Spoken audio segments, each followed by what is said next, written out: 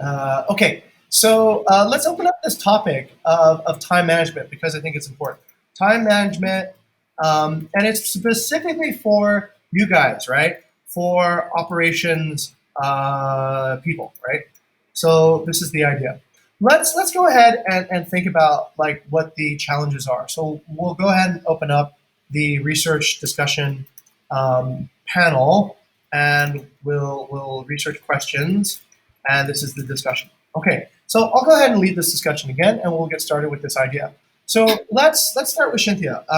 What's been the hardest thing to get used to with time management during lockdown, during let's say during this crisis? Oh, okay, sir. I'm sorry, but have you like stopped the previous recording before? The previous quick learning. The previous recording. Oh yeah, I stopped the previous recording. I started a new recording. Oh, okay. So this is recording number 3. This is Okay. recording, professional network recording, and this recording. Okay, all Okay. right. Okay, I didn't say that. So, the hardest thing to get used to the time management right now. Okay. Well, actually, it's kind of like more.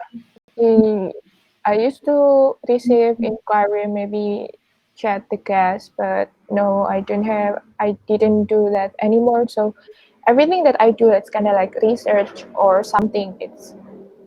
I feel like I didn't do anything. Even I have done some research or maybe like looking for another self learning, just maybe because my use activities kind of like the operational. Since I didn't do that, so I feel like right now I didn't do anything. Okay, feeling like you're not doing anything. Hmm. Okay, let's go to Chandra. Chandra, how do you feel? Kudos to Cynthia, sir, because basically we are like really busy with the operational thing, right? And now like everything just going to stop. Like I need to I need to looking for a work instead of getting the work. Okay. I'm feeling like I'm not doing I'm doing nothing, like literally, even though I'm just like, doing some research or something.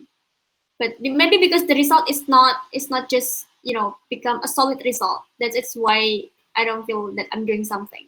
Excellent. Okay. All right. That's actually very, very normal, ladies. So I think Andre was feeling the same a few days ago. Andre, if you're still there, do you still feel that way? Do you still feel lost or not productive or a little bit unguided in your work schedule? Yes, sir. Sometimes, even though we are in a different working ambience, now we start working home. We used to work at our office. We meet friends. We have a faster discussion with friends, and now we have to schedule the discussion with friends. It's by meeting, so it's different ambience is really here. Okay. All right. Interesting. Need to schedule meetings. Okay. All right. Sounds good. All right. So let's work on this part first, right? I think this idea that is very common amongst people who work in operations is this fast feedback, right? So normally you would get instantaneous feedback almost from instantaneous feedback from your work. Now, where could you go to find feedback? Let's start with that first. Let's go to Cynthia. Cynthia, where would you go to find feedback? To find feedback. Oh, well, actually, I haven't done this. I mean, like the feedback, or maybe I just like going to talk with my friends outside the working, so they could see the other perspective. Yeah, so I can get new insight or maybe perspective how they face this hard situation. Okay, fantastic. What about Chandra? How do you get like sort of feedback? Closely communication with teammates, sir. Like I'm connected well with Andre, sometimes PD, and also Rafik. Okay, all right. So Andre, Vidi, Rafik. Okay, great. And Andre, how do you get feedback? I think by communicating with our team, sir, I will agree with Chandra, and also asking whether if our what we're doing are useful or not, like that. Okay, checking the utility of the work. The utility of the work. Okay, all right. Sounds good. All right, so here's a few things I'd say about time management, right? Let me show my calendar right now. So this is my calendar on Google Calendar, and it's actually pretty straightforward. Every day, it's essentially all packed, right? So I have a sync up. I'm supposed to have a sync up with leadership, but Bayou's kind of away right now, so that has not been happening. But I've created essentially some slot in the morning for professional networking so that if there's any slots that happen, I'm available for that. This has not actually worked yet. None of the networking sessions we've had have actually started in the morning, but I've just created some bandwidth for that because that's something I want to do every day. And then I want to think about leadership every day. So I'm supposed to have a meeting, but in lieu of a meeting, if the meeting doesn't happen, then what we do is essentially we just go and think about leadership. Like what do I need to do to focus on leadership? My first actual physical morning meeting happens in digital marketing, where I sync up with the team there, and then after that with HAR, and currently with community, which we're in the community meeting right now, and then with HR, and then leave a block open every day around 3 to 4 for just whatever might happen, right? So I get sort of like some openness to that. We do the RM Scrum meeting at 4 to 5, and then owner office hours from 5 to 6, and then 6 to 7 is Skillshare, right? So this is a very simple pattern that works for me currently, and it creates a bit of structure. And most often, I think it creates this idea of flow, right? So what will you need in order to feel flow in your work? Okay, does everyone? Sorry, right now. Actually, this is the community management time at the moment, but I do want to finish this particular discussion since I think it's actually very vital. And in fact, it's probably the most vital community management topic currently because of this feeling of disconnection. So I'm going to go ahead and overlap the community management scrum right now with this topic. And I hope to finish in the next 15 minutes, and then we can pivot over to community management. So Andre, Rian, if you guys are here, then this is essentially the let's say the highest priority at the moment. Okay, so let's talk about this idea of flow. Shinthia, what does it feel like when you're in the flow of work? Me, um, maybe it's kind of like doing the operational things. I mean, like, uh, yeah, that's the things that I feel if I get the flow of working. It will feel like you have no weekends, right? And that you need Yeah, to get extra people. Now it's like every day feels like a weekend. Okay, so operational feedback. All right. Okay, let's go to Chandra. Chandra, what about you? What what will it take to make you feel flow again? Um, maybe I need a, a more fast pace. So instead of I'm looking for a job, people just like give me the job. People give you work to do, yeah? Mm. Okay, all right. Okay, all right. We'll find you something to do. Give you work to do. Okay, all right. Let's go to Andre. Andre, what will make you feel flow? What will make you feel like things are moving along? Maybe when people start to recognize that we are doing something, sir. Okay, recognize our work. Yeah. Okay, and let's go to Rian. Rian, what will make you feel flow? I think I'm almost the same with Chandra, things like work to do. Because sometimes after you help with your project and then help others' project, and then there's nothing much to do. So I hope that probably like if there's like a dependencies, you can just give it to Okay, me right away. Things to okay, do. interesting. Okay, here's this concept, right? Let's kind of zoom up a little bit and take a look at what does it take to be a leader, right?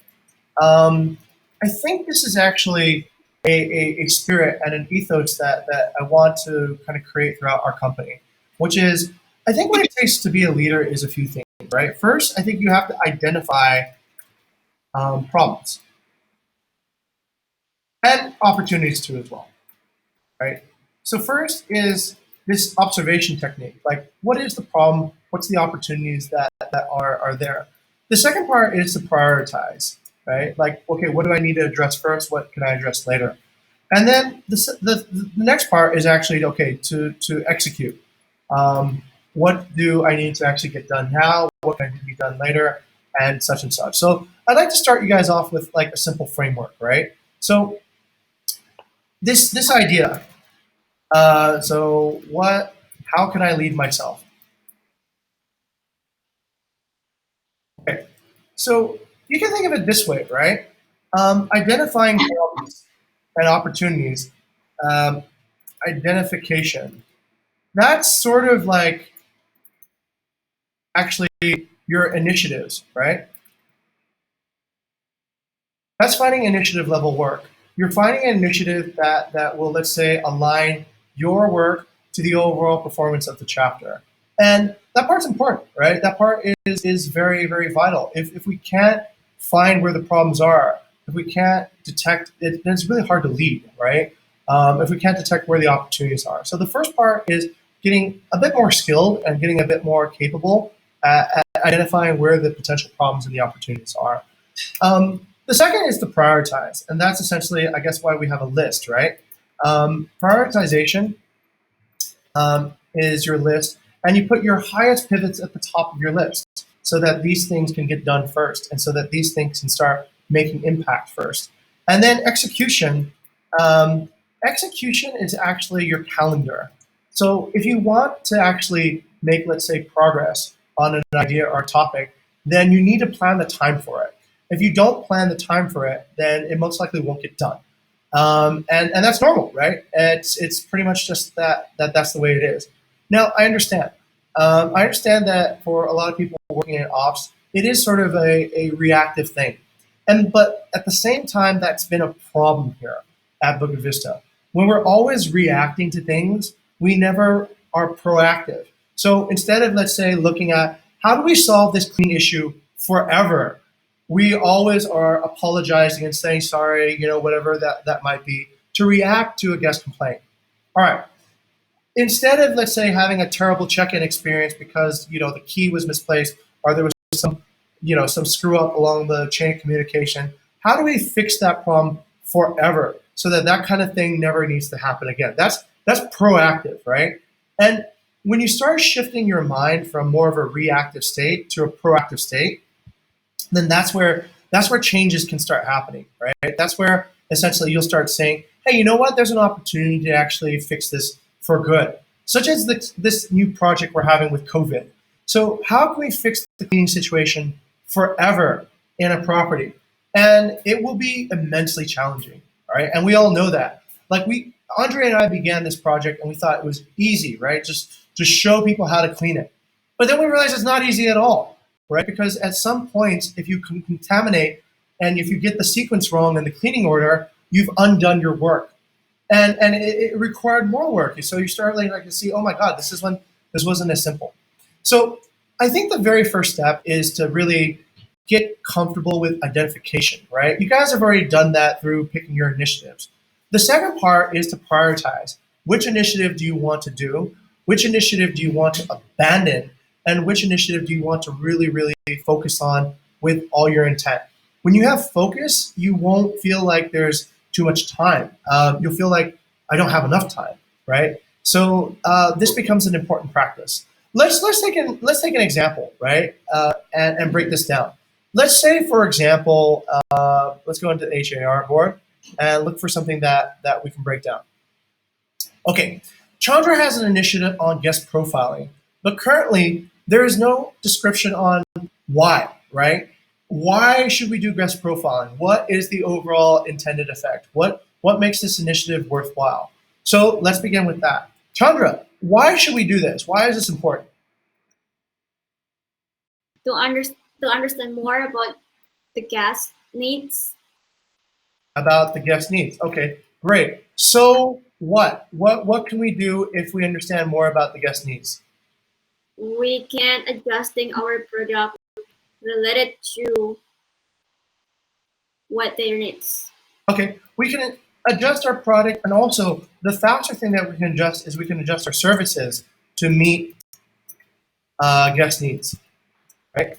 And the highest, let's say, the highest form of art in that is, I would say, even to meet unspecified needs, right? The guest doesn't even need to tell you what they need. You already know what that could be. And that would be the ultimate of I think, this guest experience. But let's say, for example, that's not clear. Let's say, for example, you can't envision that quite like tangibly right now. Where would you go next, Chandra? Let's say you can't like, that's not concrete enough. What could you do to make that more concrete?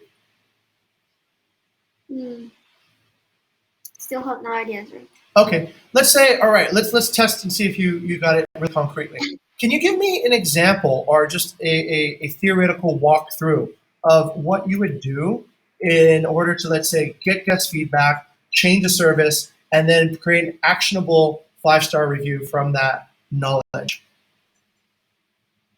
The flow or Yeah, the flow. Just kind of imagine something. Like imagine how this would actually look like. Imagine one specific case of understanding a guest, meeting their unspecific needs, and then getting, let's say, a amazing review for it.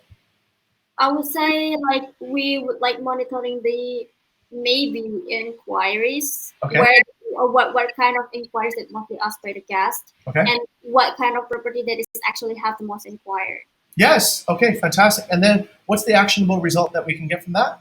We already know that, so at this point we will know that as an example that we have a lot of inquiries in Kencana, right? So Kencana is actually have like a highest internet speed. They have like something like that that is very doable or very convenient for the remote workers. So maybe we could just like adjusting the product and make it like specified to get more inquiries to that or booking confirmation. You got it. Right. Perfect. So that's a great example of a pivot, right?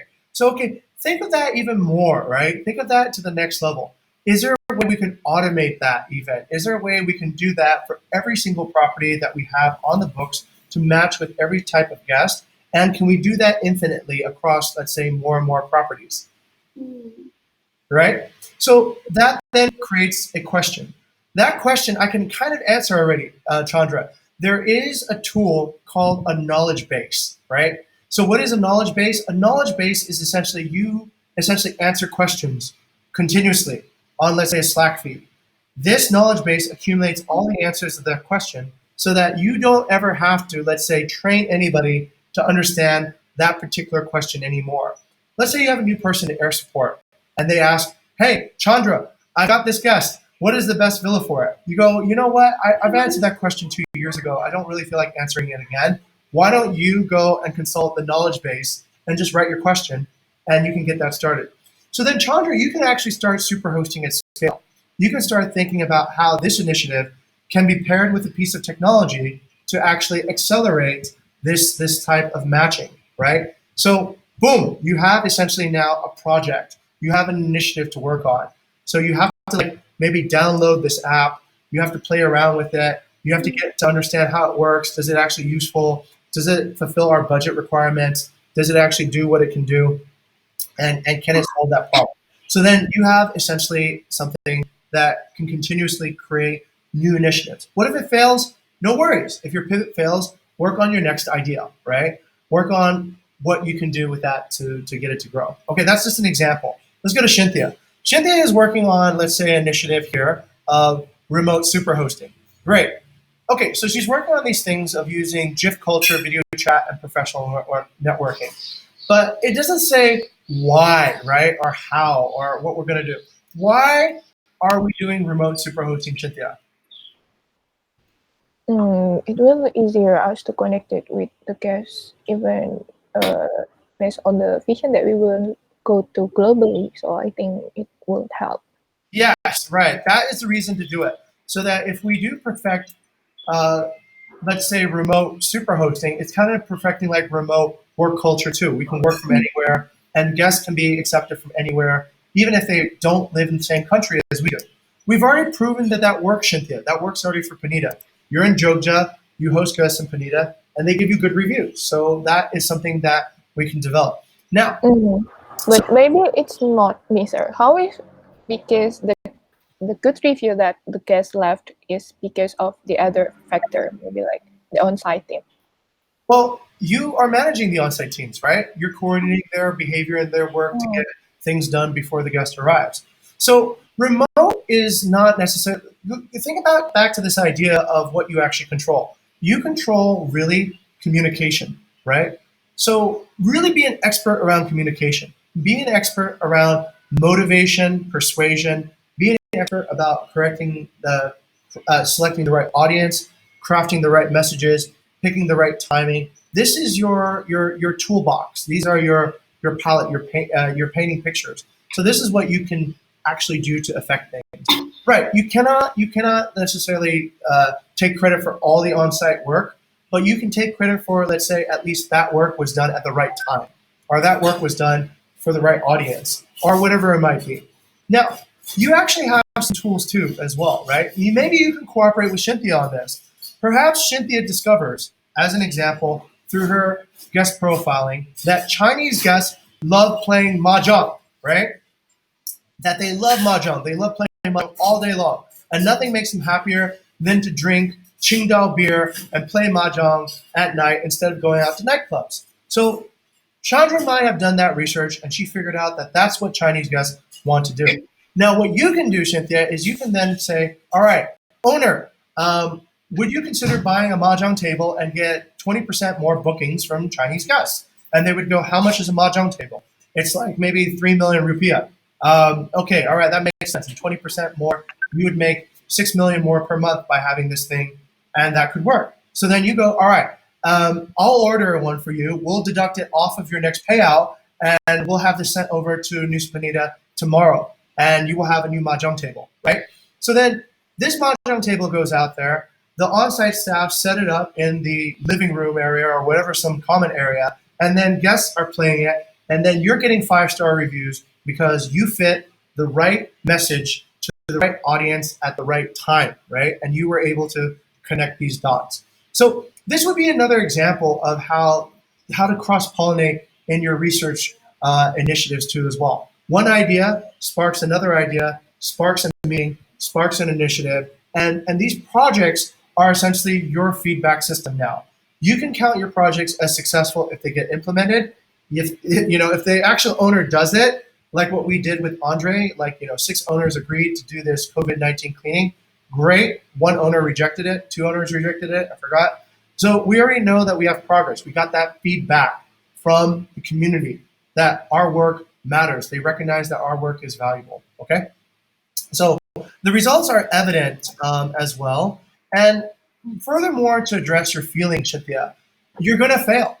And you should expect that. A lot of your initiatives will not work. They will be, the owner will say no, or it might not get the intended effect. And that's okay. That's why we have 18 months to figure out what's going to work and what's not going to work. Okay. So it all comes back to this idea of starting with your initiative. Okay. So think about your initiative, think about the opportunities there. And then the very next time is just about your time management.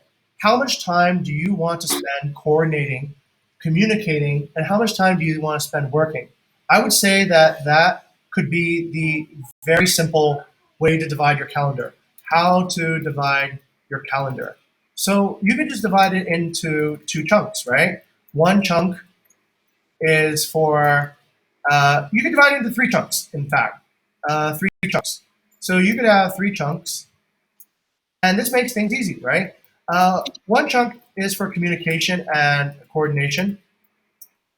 So you can just dedicate certain times of your day that you will speak and get, let's say, a project review. Maybe you review it with your chapter. Maybe you review it with me. Hey, Jing, is this project any good? Does this actually make sense? Whatever. So you spend some time every day just to think about project review, think about coordinating, think about communication. Your second chunk of time should be focused on execution, right? Like, what are you actually going to do to move this project along? What are you actually going to communicate? What are you actually going to physically actually do? And then the third project is probably skill improvement. If you get stuck, it's probably because maybe you don't have enough skills. Maybe you don't have enough experience. Maybe you just don't know how this is done. So dedicate some part of your day to just improving your skills and do that. Maybe that can be broken down into professional networking, right? Maybe that can be done on self-learning using, I don't know, a masterclass for negotiation. Chandra was doing a lot of that at the beginning of the month. LinkedIn Learning for everything else. You can go attend the Skillshare at 6 o'clock, whatever it might be, right? Whatever it might be that you can imagine where you can develop self-learning from. Execution. Execution should be, let's say, I would say 10% planning and 90% doing. You don't want to actually plan too much, because if you plan too much, you will not get the feedback that you need in order to feel flow. You need that feedback right away. You need people to tell you no. You need people to say that's not going to work, and then you decide what you want to do. You can say, hey, you're wrong. You don't know anything more than I do actually about this. I'm still going to go ahead with it, and that's fine. That's allowed here at Bukit Vista. Or you can be like, well, that's good advice. Thank you for stopping me. Maybe I would have wasted 2 months doing that, right? And that can be also a healthy reaction too. So spend 90% of your time executing, doing things, doing whatever it is, doing however dumb it is. Just do it, like Nike said. As soon as you start doing, you'll start feeling more understanding, and you'll start feeling more experience, and you'll get better. If you don't do and you plan, you'll become a ivory tower person. You spend all your time planning, and you won't know if any of your plans are actually going to work, and they're probably not, because they are plans done while you have no experience. Okay? So spend your time doing and gain experience. And the best way to gain experience is also to discuss it. Discuss your experience. We do this every day after a networking opportunity. We get everyone together and we do a retrospective on the networking. We ask ourselves, what did we learn? What can we do better? Things like that. And networking is becoming more and more developed just through that. So discuss your experience and make that maybe part of your communication budget that you have with your time every day. Okay, communication coordination. Fixed times are good. If you set fixed times, then you don't have to spend any time scheduling, right? So if you say, hey, look, Chandra, I'm going to work with Cynthia on this every day, and we were just going to have a fixed time where we're going to get together and talk about this. This is essentially what the Scrum is already. The Scrum is just an update so that everyone knows what everyone's working on. I know what your guys are working on, and that's that. But really, maybe to brainstorm, to think of new ideas, you need to have some time to actually go through this ideation. And I would say if it feels pretty lost and time management is an issue, set a fixed time. Have a buddy be your witness, be your advocate during that fixed time, so that you're sure that you're going to do it, right? And this can be about communication, coordination, and ideation. So come up with new ideas. It's easier to come up with new ideas when people are around you. You can reflect, you can test it out. Okay, all right, and blend it together. So, okay. Oh, thank you, babe. Thank you, babe. Okay, so the end result is that you should have a calendar at the end. And don't worry, your calendar will change, and that's normal. That's part of what we were talking about today in the remote working tips right here. It is pretty normal that you will roll with the changes, but at least have some idea of how you'd like to spend your time every day. That gives you a structure. That gives you then at least a gate. Believe me, after you have this, you'll feel a lot better. You'll feel like accomplished at the end of the day. At least you went through and did all these different things and you covered each base. This discussion I've had with a lot of people, actually mostly with Eka, mostly with my daughter as well. So it's pretty normal. She's having the same problem. She was like, I don't know what to do. I mean, the whole day is empty right now. I used to go to school, and school would tell me to do this at this time, and there was structure. Well, right now there is not that kind of same structure, but the good news, the really good news, is that this is your opportunity. This is your opportunity to never get stuck in doing things because you're responding to a guest. This is your opportunity to never get stuck again doing things because you're responding to a partner. This is your way of actually having a career in hospitality that you decide what time you want to do things. Why? Because this is time management, right? Once you manage your time and you've done everything right, then there'll be fewer interruptions in your day. There'll be fewer of these times where you get annoyed by whatever. Think about that. Think about, like, how do I reduce the amount of spontaneous guest engagements? How do I reduce the amount of spontaneous owner engagements that interrupt my block? Once you have this, you will have a much better life. You won't be always like dragged over. Oh, I got to leave this meeting. I got to go talk to a guest. Oh, I got to, and I think you can start feeling progression. You'll start feeling like you're building every day towards better skills, towards a broader network, and towards understanding how projects work to accelerate your goals. Okay, that's it. That's essentially the discussion that I wanted to share and give you guys an idea of what to do next. Let's talk about what we're going to do next for time management. Let's go to Cynthia first. Cynthia, what would you do next? Maybe I will start to like make on the Google Calendar we can put some tasks there, or maybe scheduling something for my own. But well, actually, I also watched this on the link in Learning previous day. They say that we can schedule our time, our things, and don't forget to give yourself a what it called breathing room. And so Yes, yeah, yes. Not like me, yeah? yeah. Yeah. So since I know your calendar is full scheduled, maybe I could give some breathing room there. So True, you just like do nothing or whatever. It's kind of like you take a rest from your definitely. activity. Yeah. Definitely. Don't copy this calendar. I'm really busy right now because I got to get kind of like the whole company sort of aligned and able to do their work. So even here, I've given myself a 10-minute barrier between each meeting so that it kind of creates a little bit of headspace too. And I've created an hour of break time too as well, right? I need to, in my case, I need to work really hard right now to set culture. And once culture is set, then I can kind of lay off a little bit because people will naturally just do what they need to do. Okay, great. Thank you for that tidbit. And this part, I want to also comment on Cynthia. Don't create tasks. Create workshop hours, right? Create workshop hours. Practice time.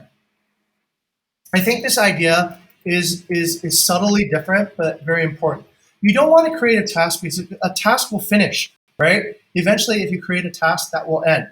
Create practice time. You're going to practice professional networking from this hour to this hour. You're going to practice. You're going to practice guest engagement and guest surveying from this hour to this hour. You're going to practice this. Think of it as an offering. You are offering essentially your time to this particular initiative, and whatever happens happens. It's not I need to get a result during this time, I need to finish this task. No, it's more like this time it's like school again, Cynthia. This is your big moment. It's like this time is to study tourism infrastructure. This time is to study social relationships. Think of it that way, and that way you'll have continuity and you'll feel much more progression too. It's not about getting something done today. It's more about how you're going to practice every day to get better at this idea. Okay, great. Think about it as practice. Chandra, what about your side? What would you like to do after this to improve your time management? Setting up my fixed schedule. Okay. Yeah, maybe moving on some schedules into the very early morning, and like I will. Is it possible? So like I'm starting working like 5 or 6, and then I catch up some sleep. That's great. I think that's great. Chandra, that's an opportunity. That's an opportunity. So you can start thinking about, hey, that helps with night shift, right? So now night shift kind of gets balanced out by that if you start earlier. Think of like where you can connect with an earlier, early bird gets the worm. You'll probably get the first inquiries in the box and you'll be able to respond to them in a heartbeat. Think about that. Think about how the earlier schedules can be an opportunity, not just for yourself, but to everyone around you too as well. Okay. So yeah, I applaud that. I think it's great that we have staggered work hours. That will be much more effective than if we all start and end at the same time. Yes. Okay. Move schedule to early morning. Anything else, Chandra? I forgot, sir. I think that's all. Okay. All right. Fantastic. Let's go to Rian. Rian, what about your side? What would you like to do to improve your time management now? I will start to record every single thing that I do in the Google Calendar because actually I already did even for a day off and everything, but I think I need to put like a lot more than just meeting and everything. So every time I do something, I need to put it there so I know what I'm doing and then I have a reminder. Okay, great. This creates knowledge about the future and certainty about your week. Okay, great. Andre, over to you. Oh, yes, sir. Maybe I would also same with Cynthia, scheduling my time because let's say the morning before the sync up, I will do this, but after the sync up, because we already discussed something, so I can do something other, sir. So scheduling time. Okay. All right, fantastic.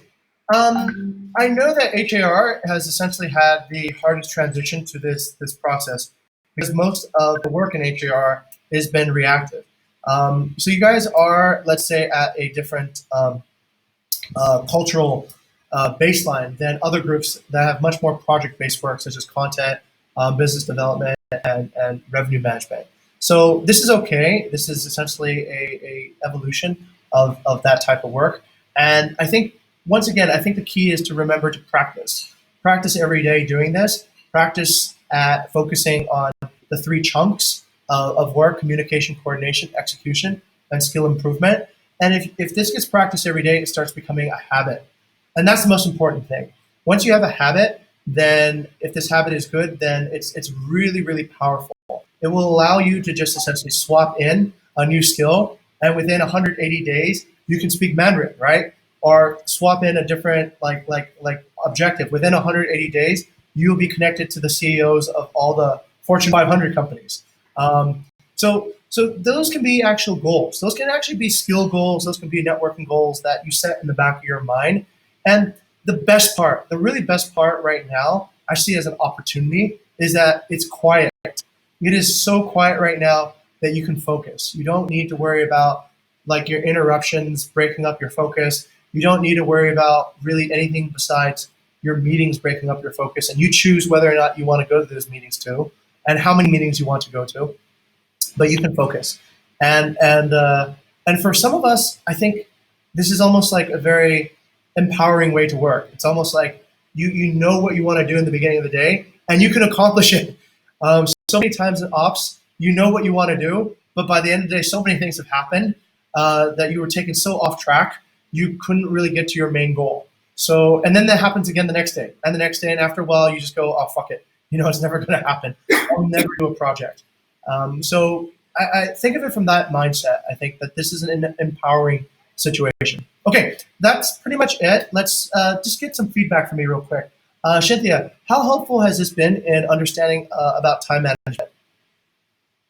Okay, I think for the time management, it's for the scale 1 to 5, I will give it 4.5. Okay, all right, thank you. 4.5 or? Yeah. 4.5? Yeah. Okay, all right, let's go to Chandra. Kudos in the answer for 4.5. I think that's a good start for me to, managing my time better. And like I know what direction that I have to take. Okay, fantastic. Andre? Yeah, I think it's good, sir. I mean, this is a brainstorm from you and the team to how to manage your time well. Okay.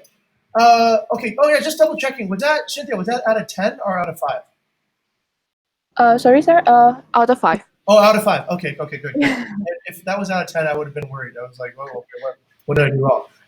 Okay, all right. I've shared this document to everybody who's here, and this I will put also on my HR side because this is an HR initiative to support remote work culture. And actually, this should have been Ara's discussion. When I think about it, I just did Ara's work for her. Oh, god damn it! I got bamboozled.